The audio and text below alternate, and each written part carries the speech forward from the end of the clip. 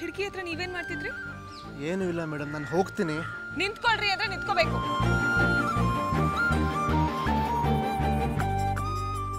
ನನಗೆ ಊಟ ತಂದ್ಕೊಟ್ಟಿದ್ ನೀವಾ? ಇಲ್ಲ, ನಾನೇ ತಂದ್ಕೊಡ್ಲಿ. ಸುಳ್ಳು ಹೇಳ್ಬೇಡಿ. ಪ್ರಾಮಿಸ್, ನಾನು ತಂದ್ಕೊಟ್ಟಿಲ್ಲ ಮೇಡಮ್. ಸತ್ಯ ಹೇಳಿ. ನನಗೆ ಗೊತ್ತು ಇದು ನಿಮ್ದೇ ಕೆಲಸ ಅಂತ.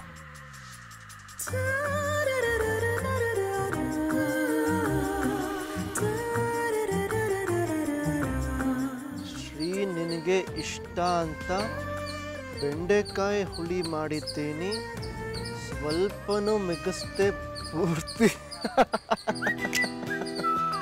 ಈ ಚೀಟಿ ನಿಮ್ಮ ಹತ್ರ ಹೇಗೆ? ಈ ಚೀಟಿ ಕೊನೆ ಡಬ್ಬದಲ್ಲಿತ್ತು. ನಮ್ಮನೇಲಿ ಶ್ರೀ ಅಂತ ಯಾರೂ ಇಲ್ಲ, ನೀವೇ ತಾನೇ ಶ್ರೀ ಅಂದ್ರೆ. ಮತ್ತೆ ಸುಳ್ಳು ಹೇಳಿ ಜಾರೋ ಪ್ರಯತ್ನ ಮಾಡಬೇಡಿ. ನಿಮ್ಮ ಹೆಸರು ಶ್ರೀ ಅಂತ ನೀವೇ ಅವತ್ತು ಹೇಳಿದ್ರಿ, ನನಗೆ ಚೆನ್ನಾಗಿ ನೆನಪಿದೆ.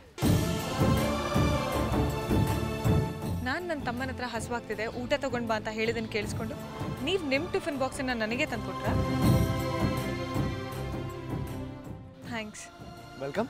ನೀವು ಯಾರು ಅಂತ ಗೊತ್ತಿಲ್ಲ, ಆದರೆ ನನಗೆ ಹಸುವಾಗಿದೆ ಅಂತ ತಿಳ್ಕೊಂಡು ನಿಮ್ಮ ಪಾಲಿನ ಊಟನ ನನಗೆ ಕೊಟ್ರಿ.